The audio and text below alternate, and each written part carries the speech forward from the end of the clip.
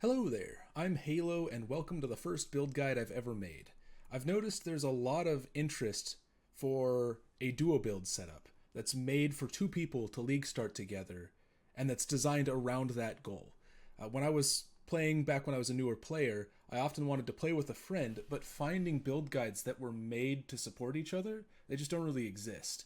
I've noticed that I was making this build for my own use with a friend on League Start for Sentinel, and I just noticed how many people on the subreddit of like Path of Exile builds were asking specifically for duo builds, and there just isn't a good guide for duo builds anywhere. So I've decided to take the build that we've made and tested, and I'm going to make a guide out of it. First, I'm going to start by giving an overview of the characters, the Seismic Trap Saboteur and the Aurabot, and why we've made the decisions that we did with the general mechanics. There's a lot of mechanics that just aren't used that if you design two builds around, just skyrocket your damage ridiculously. You'll see how crazy it gets in a minute. Then I'm going to do a quick showcase. I recorded some footage. We were killing a 100% delirious, 250% more life Drox, and we killed a 100% delirious with more life on the map. I think it had energy shield too, Kosis as well. And we did this with a level 19 seismic trap with maybe 5 to 10x of gear on League Start. It's absolutely crazy. We were blown away how strong it is. So after that, I will go into each character and do step-by-step explanations of why I chose the decisions that I did, why I picked the gear. I'll explain how to craft the gear that we've set up. I'll explain the upgrade path for League Start, as well as go through a bit of leveling for them. And I'll do this for each character. I will timestamp everything where it is, so if you open up the description or you just look at the play bar, it should show timestamps for everything, so I expect this to be a fairly long video. Hopefully you can find the parts that you need really easily, though. I just don't have time to edit it and make it nicer, just because between college and work, I'm just happy to get the time off to play PoE this league. So, first off, what are the builds we're playing? I'll start with the Saboteur. The reason we've chosen Seismic Trap is because it's just broken. It's just the best bossing skill in the game by itself, even solo. And being a physical spell means that you can abuse Hatred on an Aurabot, which is just crazy. Hatred's a broken skill because you double dip, you gain the physical as extra cold, and then you gain the more cold damage. So it stacks upon each other, and it's nuts. So we've chosen Seismic Trap. The one expensive part of the build we're using, and you won't need this to clear red maps, by the way. You can clear red maps without Secrets of Suffering. Brittle is broken. It just is. With our setup, even with significantly less damage, you're instantly proccing 15% brittle, which if you don't know what that does, in the configuration here, with Secrets of Suffering, critical strikes inflict brittle, meaning that enemies have a plus 15% base crit to all critical strike damage that affects them. So if you go to the skills, like the increased critical strikes gem, that gives 2% base crit, and that's considered a strong support gem. The mods on chestplate that give like 2% base crit, those are crazy. Brittle gives plus 15. It basically means that you have capped crit, period. You just do. You hit them once, or you crit, because you'll have like 30 to 50% crit without brittle. And then as soon as you crit, it instantly puts 15% brittle on them, and all your hits crit. It's crazy. So Secrets of Suffering abuse is kind of, you don't need it. And as you're leveling until you have the money to buy it, you'll be fine. And there are some alternatives I'll get into. Other than this, everything is super cheap gear-wise on the Saboteur. I'll get into more detail in a bit. The other thing we do is we're going to use Deerstalker for exsanguinate traps, just because it's a clear skill. And then the main mechanic for Seismic Trap is we're converting to cold. We're using Hrims. You can use Hrims Burn or Hrims Sorrow. It doesn't matter, just you need the 50% conversion. And then the Mastery, so we're converting the physical to cold, and then we're just using Zealotry and Hatred as the damage auras.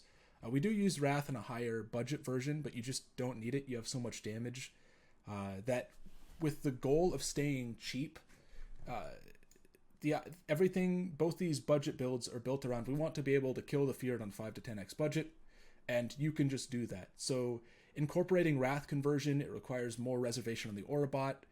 It's better, it's more damage, but it's just not the most efficient way to get more damage at a budget level, so we've opted to not do lightning conversion. You want to pick up some skill duration and trap throwing speed for Seismic Trap. I'll get into more detail of this Seismic Trapper in a bit. It's pretty standard otherwise. A lot of the tech comes from the Aurabot. And there's sort of two schools of thought on making an Aurabot. One uses the Covenant to reserve auras on life and you go low life, and you use coruscating elixir so you don't die to chaos damage. And the other school uses Victarios. The testing that we did in the clip I'm going to show, we used Victarios at first, but it's just worse. It's just worse. We did a lot more testing, a lot more path of building, and Covenant is just better, even on a budget. You can get 100% uptime for coruscating elixir trivially easy. It's just better. One of the main techs that this build uses is the Stormblast Mine aura damage tech. And I have to thank Snap OW. He's made great guides for, like, he's part of Empyrean's group. They do this like 6-man party play. So this version of Covenant is sort of taken from him. I mean, we made a lot of changes to it to make it much more suited for our playstyle. But like they weren't using the mine tech, and we've opted to take elemental equilibrium at a budget level 2. And then the other person I want to shout out is Eye of Regret, who kind of inspired us to try Seismic Trap Duo anyways. I'll link both of their channels and videos down in the description if you want to see some of the inspiration for the build. Basically, if you don't know how Stormblast Mine works, Stormblast Mine has this line on it that says each mine applies 3% increased damage taken to enemies near it, up to a maximum of 150%, which doesn't sound like a lot, but when you realize you can have up to 18 active mines, right? And the increased damage taken is scaled off of aura effect, which means at 2 times aura effect, which is low. This is a budget version. You can get this fairly, a good bit higher. At 2 times aura effect, each mine applies 6% increased damage taken. And this is the aura radius. You see, that's a pretty big aura radius. You use that with minefield support, so you throw 5 mines at a time. And with all of your Stormblast mines down, the enemies take 108%, something like 100 and something percent increased damage. They just take that. Like, Unnerve is a mechanic that's used in many builds, like it's like a high-end thing, right? Unnerve is 10% increased damage taken. And this is 10 times that. You just have it for having Stormblast mines. It's absolutely crazy how much damage this gives. So we take this mine wheel. It gives you duration, throwing speed, and importantly, you need the mine mastery so they can't be damaged. Meaning with that, in like chaotic invitations, your mines are going to survive. So this is crazy damage. It's insane. I just don't know why this isn't more widely known. It's kind of ridiculous. The other thing we do is we pick up elemental equilibrium on the budget Aurabot build. Applying exposure with something like Frostbomb or Wave of Conviction is, like, you can do it, but it's so inconsistent. Like, you're already having, on the Seismic Trapper, you're already having to use Assassin's Mark, you're using Bear Trap, then you're using Seismic Trap, and then you're using Exsanguinate Traps to proc your power and frenzy charges. And so another button is just not great, and it doesn't cost a lot. It applies off of Smite as long as you have Hatred linked to Generosity. So it's just kind of a no-brainer for budget damage to bosses. And especially, it's a way that an Aurabot can contribute significant amounts of boss DPS while leveling, which matters a lot because Aurabots are generally pretty weak to level with, and so anything you can take early that does a good amount of damage is generally worth it. Once you get into like a really high budget version, you can drop elemental equilibrium and possibly even the mine tech, depending on, you just might not need the damage because the synergy itself is so broken. Those are the 2 main mechanics that we've adopted that differ from other versions. We've also focused our the other tech is we're using Soul Link on the Aurabot, which you can do at a really cheap level. Basically what Soul Link does is it means your carry, so the Aurabot has Soul Link and applies it to the carry, so when the carry takes damage, 30% of that damage that the carry takes instead is taken by the Aurabot, and then also the linked target just takes 14% less damage. So we've built the Aurabot to be quite tanky. I don't know why the energy shield is low. I don't think I have discipline on, or this will be closer to 7k to 8k. The tree is kind of scuffed. I'm still working on the PoB, so when I actually post this, it should be fixed. The Aurabot's quite tanky because we've capped spell suppression on upgraded versions. Oh, this is because I don't have the actual tree. That would be why. It's because I was on a leveling tree. So yeah, energy shield, it's about 7k. It has capped spell suppression. It should have capped chaos res. It's at 70%. It'll be a little higher. You know, if you just divine an item, or it'll get a little bit better roll. So you have capped chaos res. The Aurabot has divine shield for crazy energy shield recovery. You also have Sanctum of Thought, so you take less damage from critical strikes.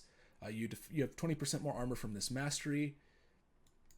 Your purities at a budget level, you'll have 83% Eli res. This will be 87% once you put a little bit more investment to reach that next threshold. You can get it to 90 as well, but it's increasingly expensive each step. We're taking Ghost Dance, so you get the Ghost Shrouds because of how much evasion rating you have.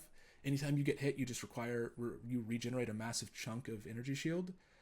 Soul Thief, this mastery, energy shield per evasion with Syntrex is crazy. You can see this node alone gives us 261 energy shield. And then we're also taking Leth Shade. I mean, it's 2 passive points, but it's like Shaper Beam does half as much damage for the first second you're hit.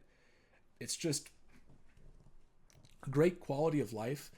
And since we're running Purity of Elements on the carry, we're completely immune to elemental ailments as is, so it's a pretty negligible deal for the downside on it.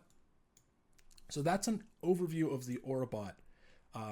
Zealot's Oath for life regeneration, obviously, and then you have your mana regeneration, your mana reservation clusters.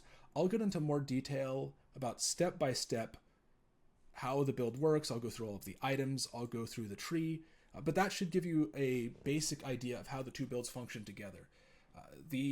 Because of Soul Link, the carry can be a little squishier but still have the same level of tankiness, because you want both of your characters to be roughly the same durability, because if one of them dies, it's a duo setup, so you just both die. It's like a wipe. You might as well like being able to run Soul Link lets the carry dip into damage a little bit more.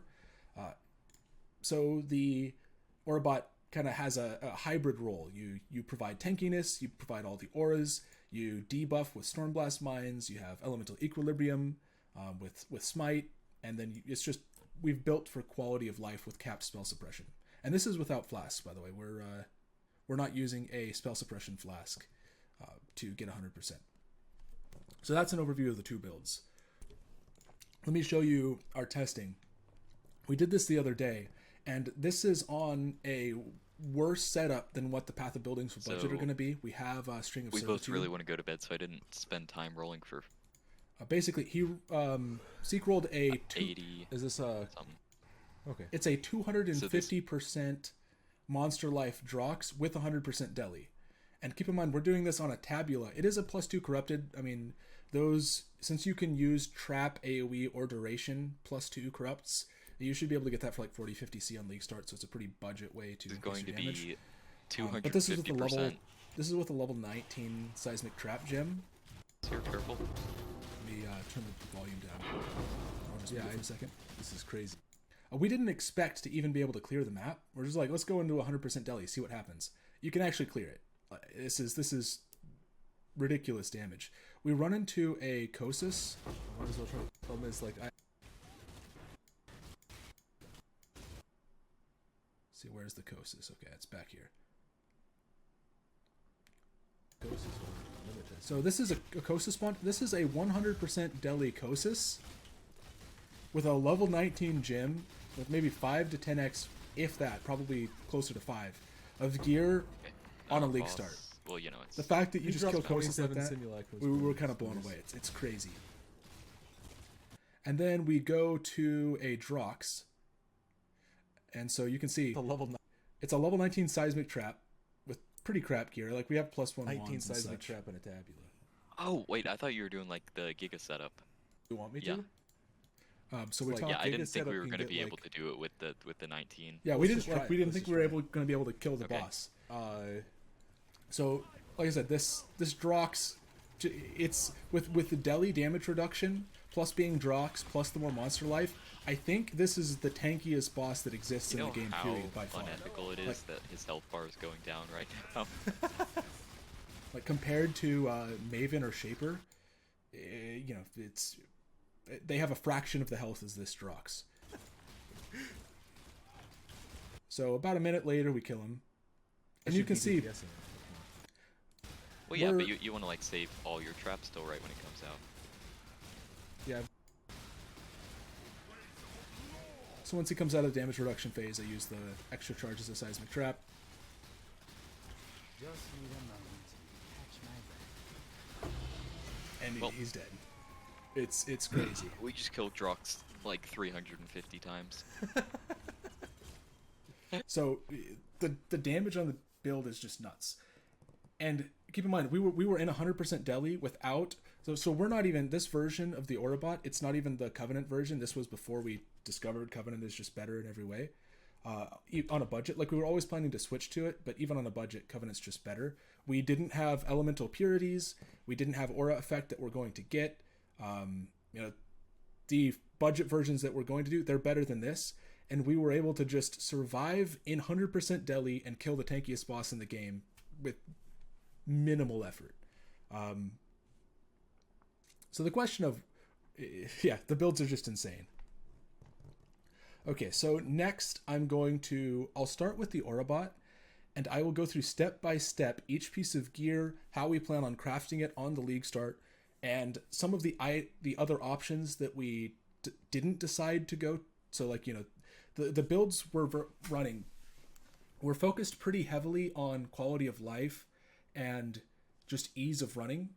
The way we see it is we want to be farming the feared on like day 2, like beginning of day 2. We want to be farming the hardest bosses in the game.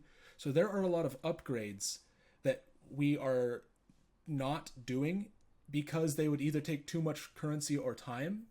We want to be strong enough to be able to do the content comfortably, and that's it. Because the synergies between the builds are so strong, we're getting away with running things that are suboptimal in the sense. If you are optimizing for like total damage or total tankiness, but they are perfectly optimal if you're optimizing for budget on league start. So I guess that was a long, rambly way to say that these are just budget builds. So first, Ephemeral Edge in the weapon slot. It's just too much energy shield not to use.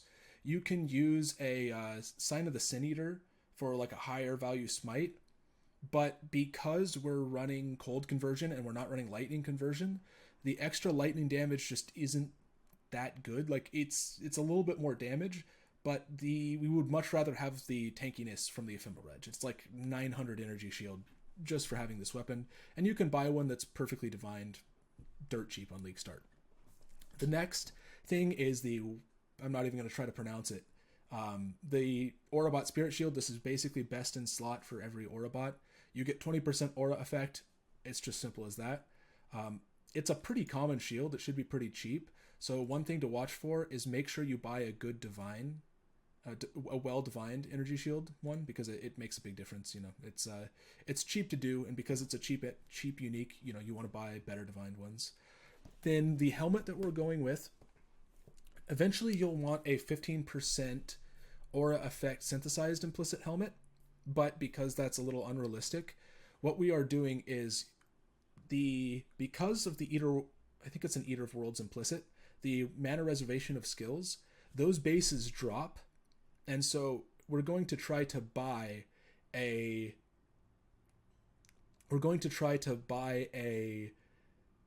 Eater of Worlds implicit helmet that's a hybrid energy shield evasion base. You can also just do a pure evasion. This is let me open up the item here, and I'll show you how we plan on crafting this. That is budget suppression helm. Okay, so we're going to craft with essences. I think it's an essence of woe for energy shield. So you spam essences of woe for the prefix until you hit spell suppression, and then once you have spell suppression and energy shield, you craft hybrid energy shield evasion. You know, it's the only thing that matters is that this is a dex base. you can because the mastery that gives you spell suppression if your boots, helmet, and gloves have evasion. So you need your glove slot and helmet slot to be evasion. You don't have to do it specifically a dex a dex intelligence base, because we're trying to roll spell suppression. If you do it on a pure dex base, it's going to be, if you do it on a pure dex base, it's going to be twice as likely to roll spell suppression, so you need half as many essences. And then you can still use the energy shield essence craft on a pure dex base, so you can get energy shield on a helmet that doesn't have any energy shield inherently, and then you can craft the hybrid evasion and energy shield onto that as well. So you lose a little bit of energy shield by doing a pure dex base helmet, but you make it twice as easy to craft spell suppression, so that's an option. Basically, you buy a helmet with the implicit that you want, you make sure it's a dex base, it can be hybrid, you craft with woe essences until you hit spell suppression on the suffix, and then you craft evasion and energy shield prefix. So that's the way you craft this helmet. It'll be pretty cheap. These bases drop all the time. People sell them. You can even just roll it with Ichors yourself if you so desire. The Covenant this is a dirt cheap unique. Eventually, like, you want a +2 aura or +2 AoE corrupted, and that should be pretty cheap too, because like the Covenant is a cheap unique. You can always just buy a bunch of them and corrupt them. We're just not in the budget version. We just don't have that yet, because it's just something you don't need exactly, and like, it makes getting your sockets and stuff a little harder. For the gloves, very similar thing to the helmet. You buy something that has evasion on it. It can be hybrid. It's best if you have hybrid evasion and hybrid evasion and energy shield. Like, you want a hybrid base just because that gives you more energy shield, which is better than getting a little bit more evasion. But it has to be dex, and if you're short on currency, you can always craft these on a evasion base. Same thing. You buy an item that has the 10% spell suppression implicit. It doesn't have to be exactly 10. We're overcapped a little bit. So you buy a base that has the implicit already, and those drop. So people do sell them on League Start. Then you craft it with a woe essence to get your flat energy shield, and then you craft hybrid evasion and energy shield on the base, and that gives you a fair bit of energy shield spell suppression on a glove. So these are really cheap to make. And then you can obviously do much better versions of it, especially with things like using the Veiled Chaos Orbs. You can get pretty crazy gear really cheap. But for basic League Start, that's how you make these gloves. Sentrex are your best in slot boots. They give you a ton of evasion, a ton of energy shield, and they give you a ton of energy shield from the mastery. So, obviously get good divine ones if you can. For the amulet, Jinx Juju is best in slot on a budget. Ashes of the Stars is obviously better because it gives you generic reservation efficiency, which is a very hard stat to get. So it doesn't just let you reserve more mana, it lets you reserve more on your life. So you need Ashes of the Stars to be able to easily fit in Wrath. But on a budget level, you just want Jinx Juju, and you allocate Champion of the Cause. I also have a version of budget that doesn't allocate Champion of the Cause yet, just to show how you would run the auras. I'll probably incorporate that PoB with this one once I finish these proper. I should have them mostly done by Thursday. I'm going to post kind of the versions that I have now when I post the video. Then for the rings, you want to get Chaos Resistance because it's just good. A surprising amount of things in the game do Chaos damage, so it's just another thing you don't want to die to. The way you craft these rings, let me pull this up here. Temp Amethyst ring, here we go. The way you craft these rings is, this may look like a crazy good ring, and it is, but you buy a amethyst ring that's got a high item level, and then you scour it, you quality the resistance modifiers, so you get the 20% res. You can also do this with attributes. This isn't the most important step, but since we plan on self-crafting these, this is how we're going to do it. You can also buy rings with these stats elsewhere. The all res, you don't actually need it to be capped. You can see, you're still plenty capped.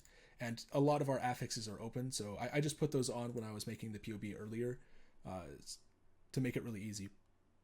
to make it really easy to make sure that I showed my max res is what it actually was. So you can use either woe essences for energy shield, or you use the intelligence essences for intelligence in your suffix. And the reason you want intelligence is just because it gives you a lot of energy shield. For every 10 intelligence you get 2% energy shield, so it's just a good stat. So you essence for one until you hit the other, and then you craft hybrid chaos res. So these rings are dirt cheap to make. They cost basically nothing. You can probably buy rings with better stats for on league start, but getting good chaos res on rings early is pretty hard. So we'll see. They're cheap enough to craft, so it's not a big deal. Now the belt, because we're running coruscating elixir, which I'll get to how that works in a second. Buying a belt with flash duration and increased flash charges gained, you don't need that to sustain coruscating elixir. You can permanent uptime like at level 50 as soon as you have the Pathfinder node. But if you are going to run maps that have the reduced flash charges gained mod, which basically we can run all map mods anyways, so this is getting flask duration and flash charge gained is more quality of life than anything. So you don't really need it. So we just went with a crystal belt. You get energy shield, the exact same way you craft the rings. You buy a crystal belt, you catalyst it for defense. We didn't even do that in the setup. Then you essence craft intelligence or energy shield. I think intelligence will be a little bit cheaper until you hit the other, and then you craft the hybrid cold and chaos res. And then there you go. You have a ton of energy shield on a belt.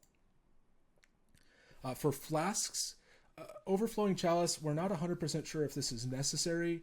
You don't need it to sustain, again, you don't need it to sustain your coruscating elixir by itself, right? So just normal maps. But for the maps with reduced flash charges gained, this just gives all of your other flasks more charges. You have 66% uptime without getting flash charges from monsters on the Quicksilver flask already. So you use the use when charges reach full and coruscating elixir, so you keep it constantly going. So this way you can be low life without you can see our unreserved life is 5. So obviously if you didn't have coruscating elixir up, you would just instantly die to chaos damage. So chalice, we're going to mess around with it, but just giving more uptime to the rest of your flask seems like the best use of the slot. So for the jewels, you need these 6% mana reservation efficiency 3 passive jewels, but you don't actually need to roll 25% effect on them, and you actually can roll energy shield and intelligence super easily. And basically, we're just going to alt spam for like high tier energy shield, try to augment to get intelligence, dex, all attributes. If you can get it, great. If not, you lose a tiny amount. So we're rolling these for flat energy shield, just because you don't quite need the mana and energy shield, more tankiness. It's just, we like to be tanky. On the tree, we use an intuitive leap here to skip these 3 nodes to go to charisma. Basically every Aurabot does this. This jewel is dirt cheap on league starts, a few chaos maybe. The jewels that we're using, the rare jewels, just buy one with energy shield and like dex and int, or energy shield and dex, and you can get better ones than these. These are dirt cheap on league start. You can get these for these, like this is a 1C jewel. If you have any other problems with your build, like you need a little bit more resistance, or you need a little bit more of a stat, like we don't have you need 155 strength. There's so many open affixes on this gear. Like these aren't good pieces of gear, so you just pick up strength somewhere. You can get it on your jewels if you need it. Survival instincts, we're using this for better QOL for flask uptime. Again, you always maintain coruscating elixir, but with survival instincts, it helps you maintain your other flasks a little bit more. And with chalice and survival instincts, I think you have enough for the low tier reduced flash charges gained. We'll have to see. It's mostly just for QOL, extra long flasks, more uptime on your jade, granite, and quicksilver. Then energy from within. If you're a chaos inoculation build, you don't want to do energy from within here anymore, because a lot of the value of this node comes from the gain 3% of max life as extra maximum energy shield. But because we aren't low life, we have life, this becomes a very valuable wheel. You just buy it and stick it here. And then I guess that's all the gear.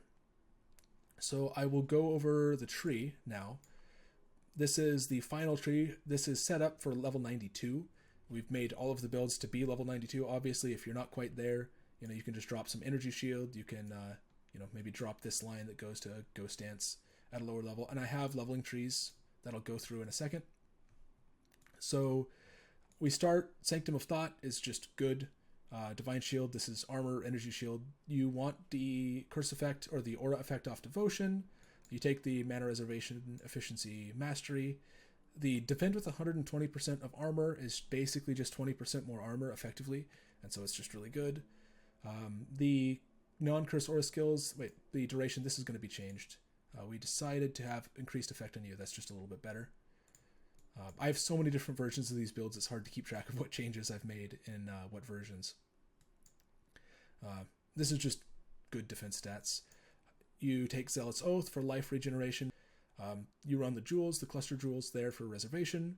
Insightfulness is a great node. It gives you flat mana, and you get the discipline, mana reservation efficiency. The flask node, to sustain coruscating elixir, you need two things. You need this flask wheel with the flask mastery utility charges gain 1 charge every 3 seconds.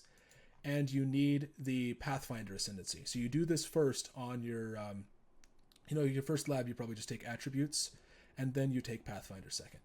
So as soon as you have Pathfinder and this flask wheel, you can maintain 100% uptime on coruscating elixir. Just energy shield. This mastery is really good. It's better than a standard energy shield node, so you take it. The Mind Tech is here. Standard aura effect wheel. And then you come down, you take Mage Bane, extra spell suppression, and then just a jewel slot and equilibrium. Up here, we take this spell suppression wheel just to get extra spell suppression. It's having 100% is so nice. It's the best feeling defensive layer in the game. Leth Shade, again, it's low opportunity cost. You don't have to pay a lot to get it. And we'll see how it feels. I think it'll be worth taking, just because there's a lot of damage over time in the game. It's just another thing that makes it way harder to kill the character. With how much recovery you have, the extra second of half damage is worth a lot. Obviously the influence wheel, and then finally this mastery on the Soul Thief and Ghost Dance. So that is a full overview of the tree. For leveling, the way we level is we start out with the Aurabot being just an ordinary Stormblast Mine, Orb of Storms character. So you come up and you take the mine wheels here, just for the mine damage, and you come and take Ash Frost of Storm. Doing it this way lets us split Act 1 and 2.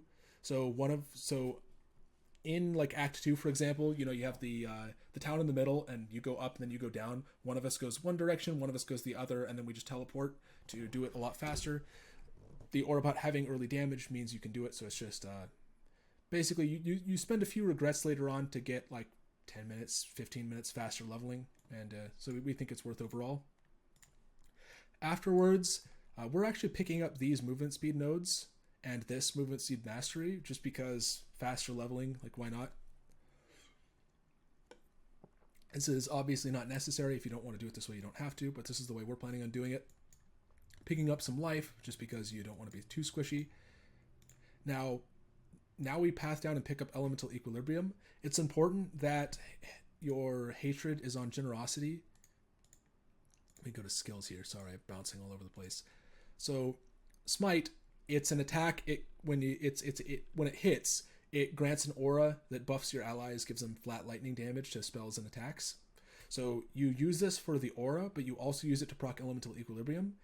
It has physical damage, so ordinarily hatred would gain some of that physical damage as extra cold, but because you make sure to link hatred to generosity, it means it doesn't affect you, so you still proc elemental equilibrium off of smite. So just make sure that when you pick this up, you're not doing cold damage with your smite. So basically at this point, the Aurabot doesn't do any damage, so from here on, you basically unbind the Detonate Mines button. You never detonate them, you just let them sit for the damage. After this, we're taking the Life Mastery. You could probably take that earlier, actually, in the tree here. Just take the flat Life Mastery. After that, you take the leadership wheel, and then you path up. You get your flask set up about now. You could do this earlier if you want, like the regen on like your Quicksilver flask, but this is the way we're planning on doing it. You pick up the life wheel here. It's energy shield, life, and chaos res. You won't need to respec this for a while. And then after this point, the Seismic Trapper basically completely carries. You unspec the Ash Frost of Storm. You go to Path to Charisma. You know, if you can find an Unnatural Instinct for a few chaos, maybe you just don't even bother pathing this. So you don't have to respec it. But there's other things like that you want to spend your first chaos on. So we're just going to path to it. And at this point, you start picking up energy shield nodes. You get some aura effect. And then from this point on, it's pretty straightforward. And then finally, you just switch to the final version.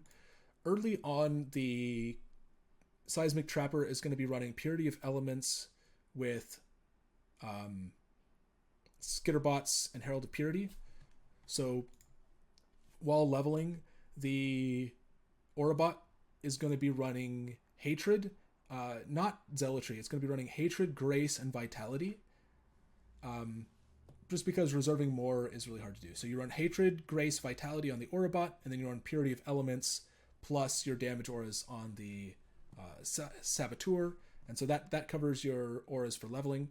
And then obviously as soon as you buy Covenant and switch over, you can set your auras up as so. So these don't need to be linked, crucially. So you put 2 Purities, a 50% aura, and Defiance banner, and like a level 6 Clarity. It's kind of wonky, but that gets you to exactly reserving all your life. And then this doesn't have to be gloves. It's just a 4-link or a 4-socket setup. You run your other Purity, Discipline, Grace, Vitality, and you can obviously adjust your Vitality. One thing I didn't mention is Stormblast Mine reserves mana. So you can see. Let me go to skills here. Stormblast Mine reserves 2 mana per. The Minefield reservation multiplier doesn't reserve enough to kick it up to 3.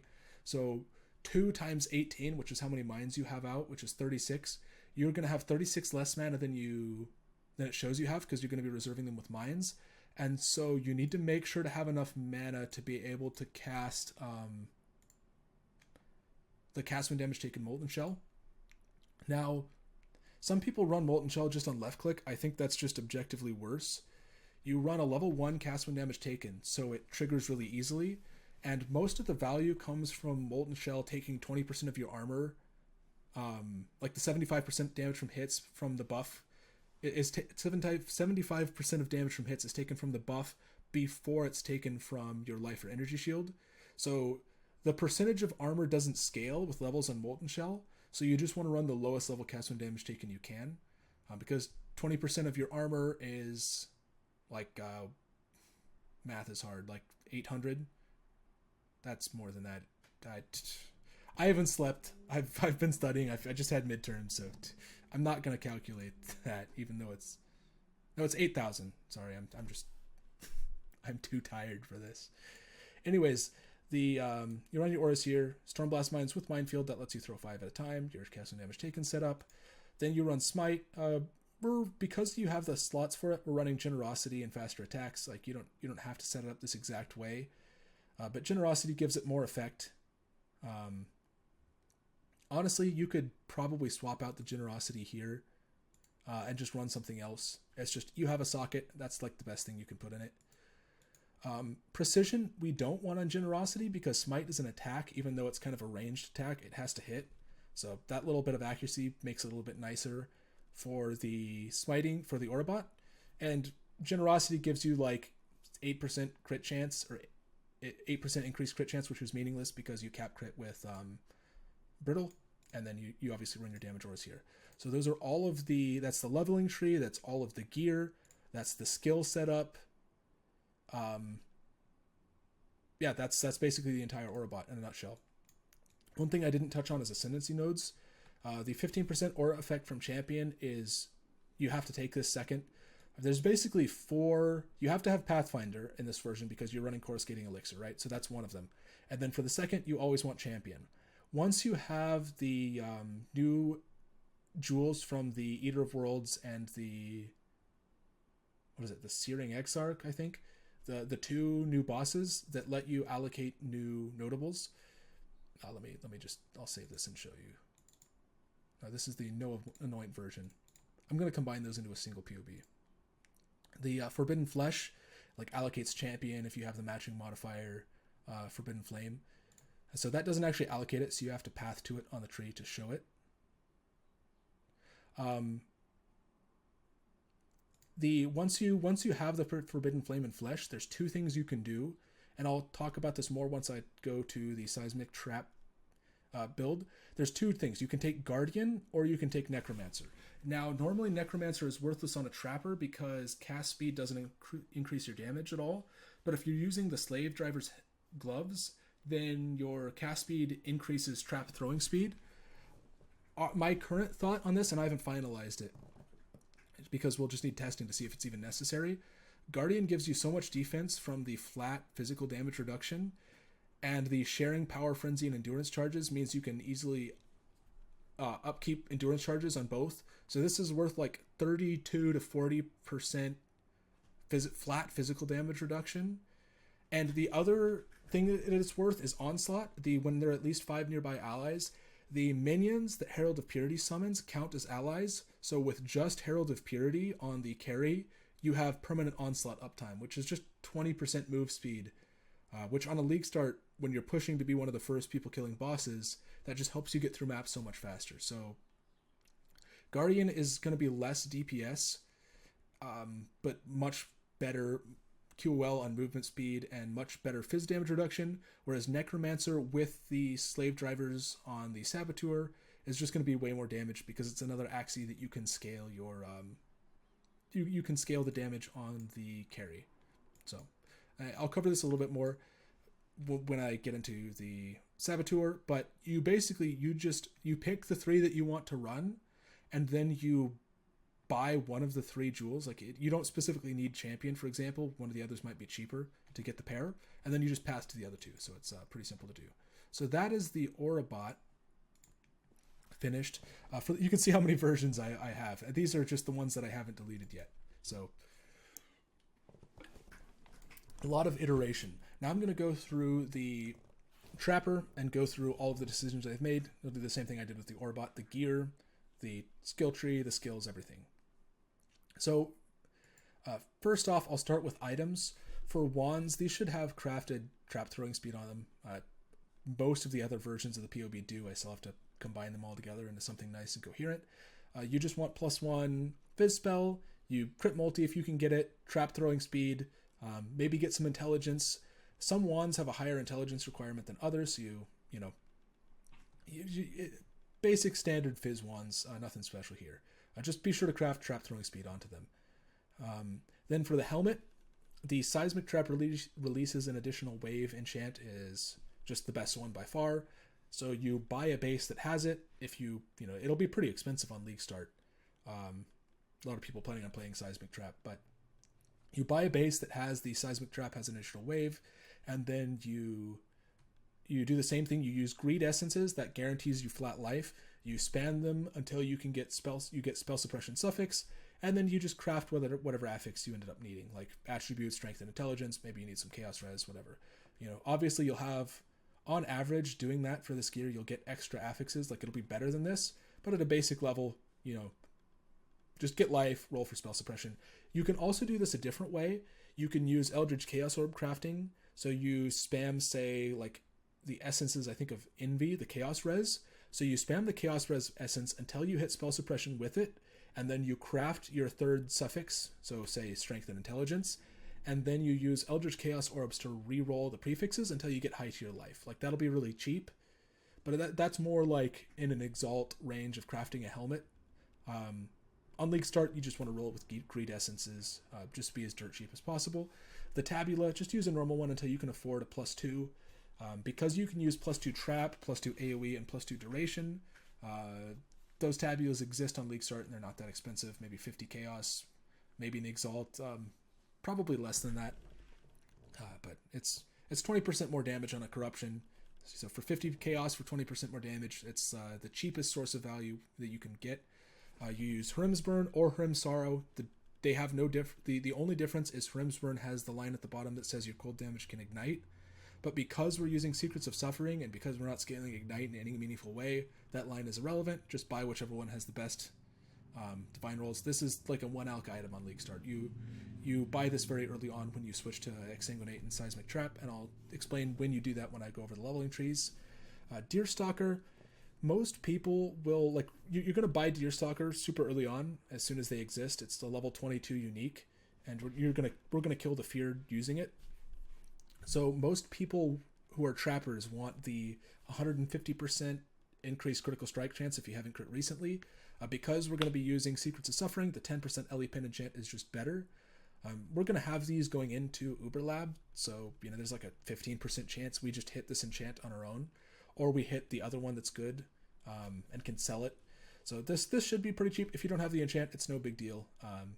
Buy it if you can. It's a cheap source of extra damage. For an amulet, you just buy something with crit multi, life, and you craft trap throwing speed. It's a dirt cheap amulet. You allocate Potency of Will, which is this duration node here. It requires no Opalescent Oil, but that's basically nothing. Seismic Trap, I'm going to open up Path of Exile to show you this in a second. Just while that loads, Seismic Trap has... Trap throwing speed increases the number of waves that it releases, whereas increasing duration increases the length of the time that the trap is on the ground exploding. So actually, you can just look up any video with Seismic Trap and see it. If Steam opens on time, I'll show you in the video here. So that's why we allocate this node. It's just the best node. It's cheap. Let me go to the items here. Deerstalker, obviously. So same thing with the rings and the Aurabot. There's a couple ways to craft these. The way that I'm planning, you can buy Chaos Res Life rings pretty cheap. Because we don't need as much Ellie Res, you can just buy rings that are probably this good. Or get Chaos Res on your helmet, or get attributes on your rings and then craft like Chaos Res in your helmet, the hybrid, but the way you could craft, there's lots of ways to get your Chaos Res, to get some life, and to get your Ellie Res and attributes, but the way you can craft this specific thing is you quality resistance, just because it's an amethyst ring, it's worth a lot to do that, and then you roll pristine fossils with, I think it's aberrant, it's the chaos one. The 2-socket resonators are dirt cheap on League Start. They're cheaper than the 1-socket, so it's really easy to craft something with life and chaos res. Here, these are, you can buy them or craft them. Belt, just get something with life, strength, some res, craft chaos res if you need it, Because we're running Purity of Elements, you don't need as much Ellie resistance as otherwise you would. One thing that you can do, because the Aurabot is going to be running triple elemental purities, it means if you're with the Aurabot, even without getting good Ellie resist rolls on your gear, you'll have capped elemental resistance, and then you can run a Bismuth's Flask, so you just keep that running in maps. So if you're ever out of range of the Aurabot, your Bismuth Flask is going, and it means you still have capped elemental res, so you can kind of ignore elemental resistance on this build, because between Purity of Elements and the Bismuth Flask, and like a little bit that you just get, you'll have capped elemental res, and if you don't have the Bismuth Flask, you have the Aurabot next to you. So it's up to you how much you want to prioritize that. I'm planning on just going dirt cheap, just getting Chaos Res, using Bismuth Flask, or the Aurabot to cap my elemental resistance, because if you're boss fighting, your Aurabot's going to be near you. If you're mapping, you'll have the Flask up. So it's basically perfect uptime, and it uses so little charges that it's like you have 30 seconds of just straight standing still Bismuth Flask uptime, so it's never going to be a problem to maintain this. It's more like a fail-safe for if you're ever out of range of your Aurabot. Obviously, the Interrogation, that gives you Secrets of Suffering. Now, you have another option. We are using the Interrogation because at League Start, let me show you the other option here. Gale Sight is another option that you can use to get Brittle. Now, Gale Sight starts expensive and it tanks in price by like day 3. Whereas Secrets of Suffering or Interrogation starts expensive and then rises in price. So because we are going to be farming, like we're going to be doing this super early, like end of day 1, beginning of day 2, we will have this gear. Buying the Interrogation when it's cheaper and rising in price just makes more sense. If you're coming into League Start a little bit late, or you just level slower, or you reach the point where you're in red maps like day 2 or 3, you can just buy Gale Sight dirt cheap, and then you turn the 5x build into like a 2x build, a 5x setup into a 2x setup, because you don't have to buy the Interrogation. So Gale Sight basically does the same thing. You can make up spell suppression elsewhere, swap out the Interrogation. You can gloves. Yeah, you can't get it on gloves. You can like take spell suppression wheel like this one, or you can use like a quartz flask, or you can just get extra dexterity for mage man on stuff. For the large cluster jewel, now this one uses battle hardened, iron breaker, and force multiplier. Now this is admittedly a little bit hard to craft, but let me pull up craft of building and I'll show you here. So on a large cluster jewel with physical damage, the reason we want these specific notables is 35% phys damage is just great. This one gives you evasion and armor, which is super value, and then obviously force multiplier with the 5% chance to deal double damage. This node is just 8% more damage. It's just worth rolling. Obviously if you don't have this, you can drop it and just use a normal 2 notable. You'd be completely fine, but it'll be easy enough to craft that we're not too worried. So we want battle hardened, we want iron breaker, and we want force multiplier. Now you'll notice that all of these notables have an eye level requirement of 50.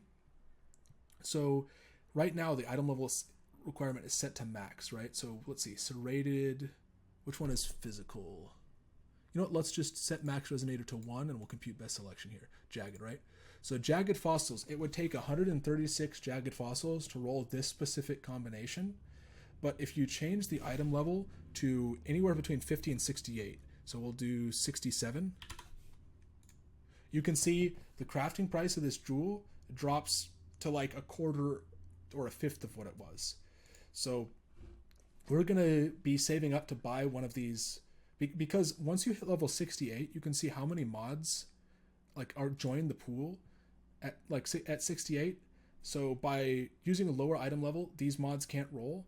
So it's just you're rolling from a narrower set of affixes, so it makes a huge difference.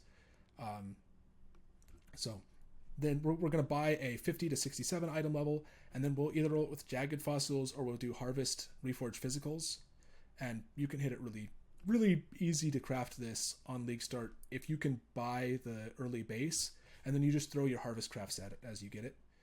You don't need you can be blasting through maps very easily without having the cluster jewel. So you just buy it as soon as you can afford it, and then you just spam your crafts at it until you get it, and then you socket it in when you're ready. And then for the jewel, I have let me pull up path of trade here. So I'm going to make, this is the better trading Chrome extension.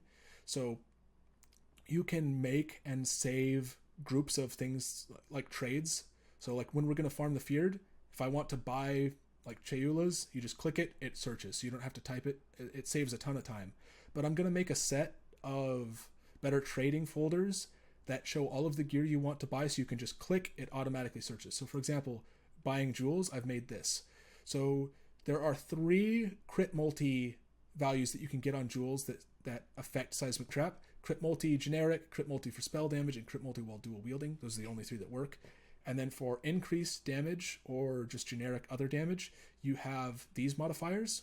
So if we want to buy a jewel that has life, that has, say, 1 crit multi-mod and 1 generic damage mod, you just type it here, you search, there you go. Easy on League Start, should be pretty cheap. If you want one with, say, 2 crit multi-mods, and we set this to count, we set minimum of 0, so that it, or you can just actually uncheck it. That's probably the easier way to do that. So you just uncheck it. So if you want one with, say, 2 crit multi-mods, and you don't care about life, you just search that. So having it set up on a trade makes it really easy to search for jewels. I recommend you do this. I will share the folder. I'll have it finished, like a full folder for both builds, for all of the bases and stuff like jewels that we're planning on using, or for gear with the stats that we need. And I'll put that, I'll make an either updated video, or I'll put that in the description by the day before league start, like the night. I have a math midterm, so it might be a little later in the evening that day. I'll update it. So that's all of the gear. We're going to go through the tree and talk a little bit about some of the things that I've decided to do and some of the decisions I've made around the tree. So first off, building a Seismic Trap Saboteur. I started, I actually used Eye of Regrets version as like a baseline to build, and they started coming up here to take like the, they started with lightning conversion, and they were running Whispers of Doom and a second setup up here, and a very different tree than this. And after changing and tweaking the tree through maybe like a dozen iterations over hours and hours and hours, because I'm still pretty new at making builds, so it took me a lot more time than it would take somebody who was more competent. I ended up with what I've discovered to be pretty much the bog standard Seismic Trap tree. Like if you look up Path of Nats, who's a great YouTuber for currency builds, just good all-around information for making currency in leagues. His Seismic Trap Saboteur uses basically the same nodes because it just turns out they're the best. So starting, Pain Attunement with Petrified Blood, it's just 30% more spell damage. It's a minimal hit to durability. For doing damage on a budget, it's just de facto worth it. I'll explain more how that works once I get to the gyms. But you use Pain Attunement and we sit at 50% life with Petrified Blood. So you're basically at like 93% of life, so of EHP, of your life as EHP, because of the way Petrified Blood works. You grab the damage nodes here, it's pretty obvious. You grab the coordination. Actually start with the leveling tree because that'll make more sense. So early on, you're starting with Stormblast Mine or Orb of Storm, so you want all this LE damage. Now you could path down like this and skip this, but I just don't want to respec this point, so I'm just going to go through here because it doesn't matter. You have so much damage.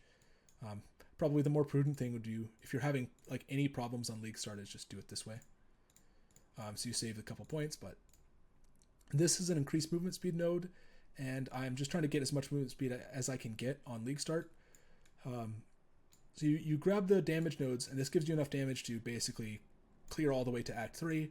Then basically once you hit Act 3 and you get Seismic Trap and Exsanguinate and your Deerstalkers, you pick up the Cold Mastery here, you buy the Hrim's Gloves, which are 1 alch unique, and then you start using Seismic Trap Exsanguinate.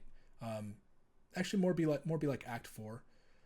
And then you pick up the life, you pick up movement speed here. So extra 9% movement speed off of those nodes. That's what we're doing. After this, you have so many good nodes to pick up. This wheel with Master of Blades Physical Mastery. The 40% physical damage with skills that cost life. Exsanguinate already costs life, and we run Life Tap on Seismic Trap, so this is just crazy good damage. It also gives you Strength, which is a attribute you really need, so this wheel is 100% worth it. The Evasion Mastery for 10% move speed if you haven't taken damage recently. Again, you might not want that if it's you can get more power out of something else, but movement speed while leveling just feels so good, so I'm taking that. Then you take Master Trapper. This gives you your Frenzy Charge generation when you place a trap. This trap trap wheel here is huge damage. You'd probably take this not at first, like the trap damage and the crit multi. While leveling, it's not as good. The big thing is coming up here to get Hasty Reconstruction. This gives you 30% cooldown recovery, 10 and 10. 50% cooldown recovery and +1 cooldown use on Seismic Trap. Turns it from a skill that feels really clunky to something that just instant deletes bosses. You always have 4 charges, and those charges come back really fast. So you just pick up your life, your damage nodes, and then you pick up the other trap wheel. You get Ghost Dance, you get Chaos Resistance. You take the Spell Suppression wheel. You take the Charisma wheel. Maybe you take this earlier so you can fit all of your auras sooner. So maybe you take this at like one of the first things you do as soon as you hit this point. You take the Charisma wheel right away or something. I haven't leveled with this specific tree yet, so I don't know the specific details. But it's an easy enough leveling experience. It doesn't much matter anyway. You come down and take Mage Bane and these spell suppression nodes, and then you take the duration because that just scales the duration your Seismic Trap is active. Anytime you're not killing a boss in less than 3 seconds, Duration on Seismic Trap is a big DPS increase. So you take these nodes and then you just transition into the final version. One thing you may not know, I'll move the camera here, is when leveling, this is something I figured out pretty recently. So you're at leveling 1, okay? Or you make one that's like empty. So you hit the compare button and you select the other tree. So this highlights in green what you need to allocate to go from leveling 1 to leveling 2. So it's you know, if you want to go from leveling 2 to leveling 3, you know, you unspec this because it's red, and then you just allocate where it's green. It makes it so much nicer. I love this feature so much of Path of Building. Okay, so that's leveling. Let me put the final setup. And then let's go through our skills. Seismic Trap. Honestly, I'm probably just going to run increased critical damage. Even before you have Brittle, this is obviously much less valuable as a support gem because you're just not critting as much, so getting the crit multi doesn't matter, but like it would be at like 40% crit anyways, so it's not completely wasted. And you know, increased critical strikes is better if you don't have Brittle, but I just don't want to level this gem and have the hassle with it, and we'll have enough damage on Seismic Trap that the loss of it won't matter. So I'm just going to run these 6 as soon as you get a Tabula.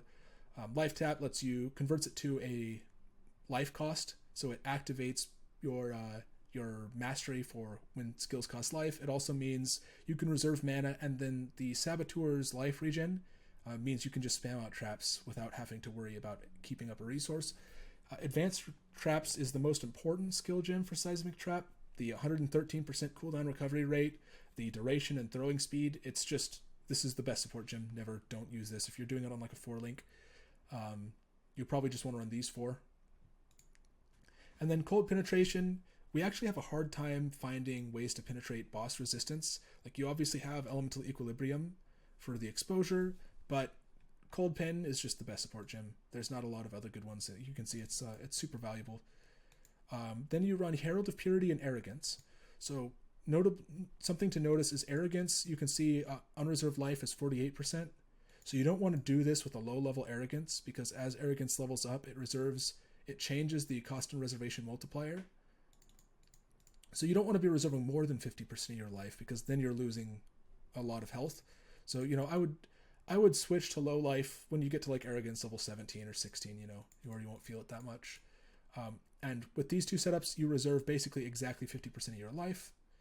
For Petrified Blood, this version was running Vitality before we switched it over to the Aurabot and put Purity of Elements on this character.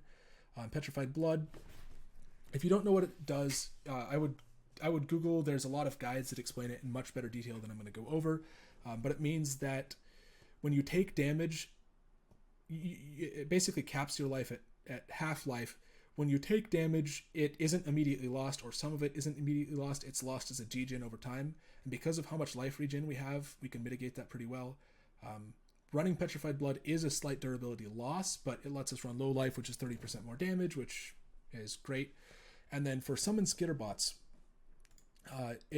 the Skitterbots chill and shock enemies because we're running Secrets of Suffering, which means we can't chill or shock. Getting chill and shock off Skitterbots is huge value. It's also more trap and mind damage. Now, Bone Chill increases the effect of chill, and it makes enemies, they take increased damage based off of the chill effect. You can see this is 10.5% more damage, and this is 8.3% more damage. And this ups the reservation of Skitterbots, but it's just the most efficient way to spend your mana, especially since you can't shock or chill normally. Having the stronger shock and chill on Skitterbots is a lot of value. Now, Purity of Elements, you don't need Purity of Elements to have capped elemental resist, because you just get some on your gear, or you cap it with a flask and a flask or an Aurabot next to you. I mean, these builds don't function when they're apart, so like you'll always have an Aurabot next to you, but sometimes in maps you can get separated a little bit. So you don't want to instantly die as soon as you drop out of the aura range. But the thing of Purity of Elements, it makes you immune to all elemental ailments, which is just massive quality of life. No chill, no freeze, no ignite, no shock. For both getting elemental ailment immunity on both characters, it's just something you don't have to worry about. It makes building the characters way easier, and it's massive QOL. And so we've opted to pick it up here. Exsanguinate, early on, you probably don't want to run charged traps. It is a little bit less damage than trap and mind damage. Like this is more damage early on, but you get so much damage that it doesn't matter. And charged traps just keeps all of your you can maintain 100% uptime on power and frenzy charges without charged trap support, but once you have enough damage, it feels better to switch to charged traps. But early on, you definitely want trap and mine damage while leveling. This is probably the only gem you really switch out once you get a bunch of DPS later. Molten Shell, same thing as the Aurabot. You want level 1, so it procs really easily because you have lots of armor from the Aurabot. Then you run Bear Trap with increased duration. Bear Trap just it makes the enemy take increased damage. It's just good. And then you run a Arcane Surge. You basically want the Arcane Surge to proc. So you can see Flame Dash costs 23 mana, and Arcane Surge procs when you spend 22. This is just 12% more spell damage. It's really good. I need to hurry up because the video is getting a bit long. Let's see, what else is there to go over? There is a lot of versions that you can tweak that make this better. For example, the medium cluster jewel, Guerrilla Tactics Surprise Sabotage, is super easy to craft. I think you just throw Deft Fossils at it. You get both notables in like 5 or 10, depending on item level. It's kind of nuts. Ideally, you run mediums here, but that's just an extra step in the process. So this is like the easiest, dumbest, like having to craft and buy another cluster jewel. It's just an extra step you don't have to do. So if you want more damage, there's so many ways to get it on this character. I will go over the ways you get more damage if this somehow isn't enough. Switching to lightning to cold conversion, and then the Aurabot upgrades to be with Ashes of the Stars so they can run Wrath, and that just lets you dip another more damage multiplier. I didn't mention earlier, the Aurabot, I've made it into a flask. This is the rough equivalent of what you'll be getting from an Aurabot. It's not counting the purities. This version of the Aurabot was made before purities. The updated version will show your proper capped elemental resistance. So,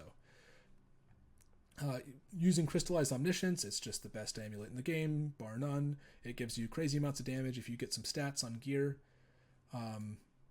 Switching to running like these cluster jewels, you drop the duration, because the duration is useful when the enemy lives for more than like 4 seconds. As you get more damage, the enemy isn't living for more than 4 seconds, so the duration becomes less useful. You drop out a Mage Bane, you run Adziri Step. I'll link the expensive version in the build. You can get like +2 wands, or wands that have like intelligence for Omni. There's lots of ways. Running Skin of the Lords, like I said earlier, with an Empower. Basically, there's lots of crazy ways you can scale the damage in this build that, frankly, it's you take your pick. Slave Drivers is one thing I didn't really talk about. This causes increases and reductions to cast speed to apply to trap throwing speed. This means that you can get cast speed on your wands, and it also means that if your Aurabot has the Forbidden Flame and Flesh to run the Necromancer support, you get a ton of cast speed, and you can also use Vol Haste to just get insane damage. So your Seismic Trap basically doubles how often it shoots out waves because of all the trap throwing speed, the way it scales. So it's obviously good, but my current hypothesis is at this point in the game, you just one-shot everything, right? So why would I go Slave Drivers and one-shot everything when I can just easily do something like these gloves? I get attributes for Omni, I just get life, I get Chaos Res, and it's just one less thing to fit into the build. It's definitely more damage. And not running Slave Drivers means your Aurabot can run the Guardian, which is move speed and phys damage reduction, If you get to the point where you have this finished version of the Saboteur and you can't kill things, that just won't happen. You'll one-shot everything at this point. Most of the upgrades are just one-shotting it even harder and getting durability. So one last thing that I didn't talk about is your ascendancy nodes.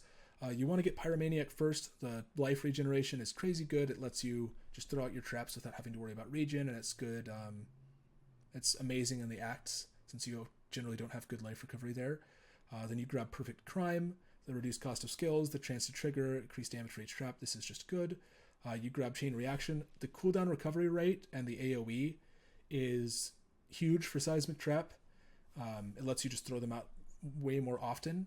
Now, the line that says when your traps trigger, your nearby traps also trigger, that combined with a little bit of trigger area of effect is you throw down your Seismic Traps and then you throw exsanguinate traps around them, and as soon as one of those trigger from an enemy, they all trigger. So I don't really have any problems making all the traps trigger because of this chain reaction node. And then finally you grab blind, which is just an amazing defensive node. Everything's always blind. It works well with with your evasion, and the 15% reduced damage taken is great. So that is our Aurabot plus Seismic Trap duo build setup. Hopefully you found this useful and entertaining and not too rambly.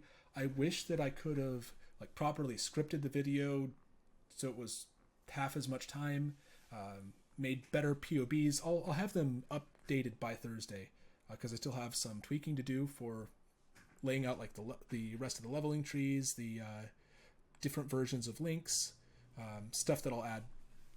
And what is that quote by Mark Twain? I would have written a shorter letter, but I didn't have enough time. Hopefully, despite that, all this was still useful. I know there's a lot of people that have been wanting duo builds, so I think I covered everything. If you enjoyed, consider subscribing. I will be putting out probably a update for how our league start goes, showing the bosses that we killed, going over any changes or tweaks to the build. And if you have any questions, ask in the comments. I will try to answer them as they come. But either way, if you ask a question and it doesn't get answered, check back on Thursday, since I work this upcoming week, so I might not have time to answer until Thursday, which I took that day off before league start. So these two builds I'm super proud of. They're the first ones I've made. Yeah, peace.